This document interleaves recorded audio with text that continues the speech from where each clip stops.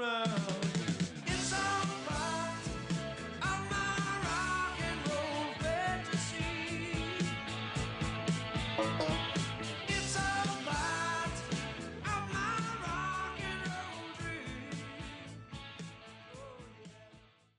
In the 1920s and 30s, as Benito Mussolini and Adolf Hitler rose to power, Americans were learning a new word: propaganda. As they were starting to absorb that lesson, they began to read about this man, Herr Joseph Goebbels, Adolf Hitler's Reich Minister of Public Enlightenment. Herr Goebbels gave Germany public ceremonies and drama, threats to worry about, and people to hate. But his writings on the principles of propaganda, done in the mid and late 1930s, gave modern spin doctors a set of operating principles that most would agree still ring true today. So, let's start with a central issue in the NRA's most recent campaign to beat back gun control efforts, and let's see how that particular principle plays out in today's debate about the assault weapons ban. Continue to oppose a ban on semi-automatic weapons that are used for perfectly legitimate purposes. These aren't military weapons. If we equipped our army with the AR-15, we'd be beaten by every third world dictatorship in the country. Military weapons are fully automatic weapons, and that's illegal. You don't get those. That's not what we're talking about. The impression often is, Bob, that that is what we're talking about, but it isn't. We're talking about sporting arms. I'm not sure I exactly understand what is an assault weapon as defined by the gun control people. Can you tell me?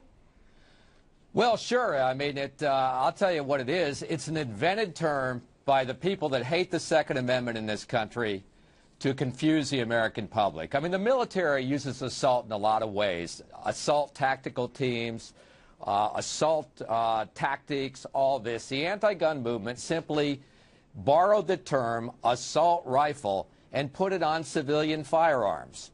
None of what they say in terms of these civilian firearms in relation to that term is true. Well, if I have a long gun with a clip that shoots out more than 5 bullets, for example, is that an assault weapon? What makes a long gun an assault weapon? It is an anti-gun invented term. They say these firearms, which are civilian firearms, spray bullets, not true. Weapons of war like our soldiers use, not true. More powerful, not true. Heavy armor, not true. Virtually everything you hear, the media and the anti-gun movement and politicians like Dianne Feinstein and President Obama say about this stuff, it is simply not true. If they're doing it deliberately, it's a lie. That's where the breakdown The current occurs. struggle over the idea of an assault weapons ban comes from the fact that this rifle, the XM15 Bushmaster, was used in 3 brutal mass shootings in the last 6 months of 2012. The first, in July, occurred when this man, Mr. James Holmes, entered a movie theater in the quiet town of Aurora, Colorado. The second incident, which occurred a little over a week before Christmas, was carried out by this man, Mr. Adam Lanza. Police contend that Mr. Lanza used his mother's XM15 Bushmaster to kill 26 people, 20 of them first graders between the ages of 6 and 7. The third shooting, on Christmas Eve, took the lives of 2 men serving on a team of firefighters responding to a blaze that threatened homes in a quiet, upstate New York suburb. The 2 firemen that died, and the 2 that were wounded that day, were all shot with an XM15 Bushmaster. Senator Ted Cruz of Texas, a recent appointee to the Senate Judiciary Committee, and an arch enemy of efforts to establish an assault weapons ban, probably best summed up the argument of the self-declared defenders of the Second Amendment in a ritual bow to some of the other propaganda principles of Herr Goebbels. He made this point. I think no parent, and in particular no parent of young children, could watch what happened in Newtown without being utterly horrified. Utterly horrified at the depravity of a deranged criminal who would senselessly murder 20 young children at an elementary school. Unfortunately, in Washington, emotion, I think, often leads to bad policies. When a tragedy occurs, often this body rushes to act, and at times it seems the considerations of this body operate in a fact-free zone. Okay, let's take this one apart, since the idea of an assault weapons ban and a limit on the amount of ammunition a weapons magazine can hold seems to be a hard and fast yardstick to measure, quote, which side of the line, unquote, someone is on the gun control debate. Like Mr. Keene and Mr. LaPierre and Senator Cruz, Senator Lindsey Graham of South Carolina has repeatedly argued against a ban on assault weapons and, quote, large capacity magazines. As evidence of the reasonableness of his position, Senator Graham presented this, quote, real-world, unquote, example at a meeting of the Senate Judiciary Committee in late January of this year. Now, my good friend Joe Biden, who we have very spirited conversations about a lot of things, was online recently talking to someone in California who mentioned the fact, what if there's an earthquake out here and there's a lawless situation? In 1992, you had the riots in Los Angeles. I think it was the King event. But you could find yourself in this country in a lawless environment through a natural disaster or a riot. And the story was about a place called Koreatown.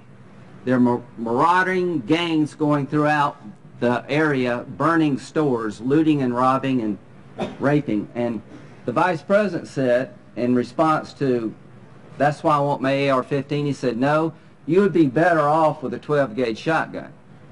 Well, that's his opinion, and I respect it. I have an AR-15 at home, and I haven't hurt anybody, and I don't intend to do it. But I think I would be better off protecting my business or my family if there was a law and order breakdown in my community, people roaming around my neighborhood, to have the AR-15, and I don't think that makes me an unreasonable person. Senator Graham's historical example may have been a bit off and a touch dramatic, but his image of an ordered world torn apart by natural disaster or roving mobs is one that keeps surfacing any time the issue of gun control comes up. So let's take a look at the weapon in question, the XM15, or as many people refer to it, the AR-15. Mr. Keene and Mr. LaPierre have both repeatedly and passionately argued that the resemblance between the XM15 and the Vietnam-era M16, or the M4 used by American forces in Iraq and Afghanistan, is purely cosmetic. The core of their argument is the fact that the AR-15 is not an automatic weapon, or, as Senator Cruz put it, Because the assault weapons ban, if it doesn't ban machine guns, what does it ban? And what it bans, I would suggest to you, are scary-looking guns. the XM15 is in fact a direct lineal descendant of a weapon known originally as the AR-10. The AR-10 was developed by this man, Mr. Eugene Stoner, who developed the weapon for the Armalite Corporation in 1955. Armalite's parent corporation, Fairchild Aircraft, had Mr. Stoner develop the AR-10 in hopes of getting the government contract for a new basic combat rifle originally referred to by the Department of Defense as the SCHV rifle, or small caliber, high velocity infantry weapon. In designing the new weapon, Mr. Stoner, who was an experienced industrial designer, mixed a lot of the past and a little of what was then the future together to create the AR-10. The military's analysis of infantry combat in World War II and Korea showed that most small arms engagements occurred at ranges under 300 yards and were decided, the vast majority of the time, by the volume of fire that the respective combatants could generate. Or, to politely paraphrase the basic idea that was taught at the infantry school at Fort Benning in the late 1960s when I went through, if you plan to assault an enemy position, make damn sure you have fire superiority. The way the Army and the Marine Corps saw it, both then and now, to do that, you needed an assault weapon, a weapon that was specifically designed to generate a high volume of fire. And that was exactly what Mr. Stoner and the Armalite Corporation were trying to do when they developed the AR-10. Using the new composite materials that the aircraft industry had learned to work with, they made it almost half the weight of the standard issue M1 used in World War II and Korea, and they adapted it to fire a much lighter round at a much higher speed from a much larger magazine. That meant that individual soldiers could carry more ammunition, and the basic aerodynamics of a round fired in combat would be changed significantly. Okay guys, first up's the AR-15.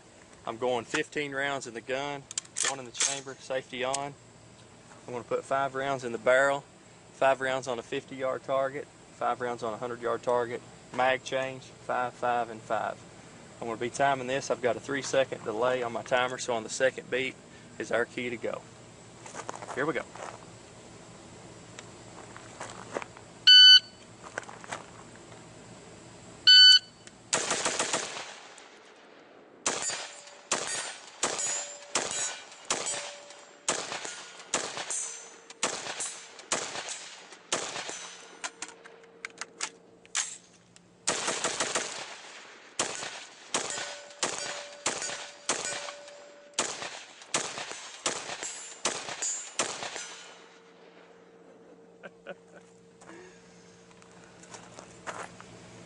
.23.1.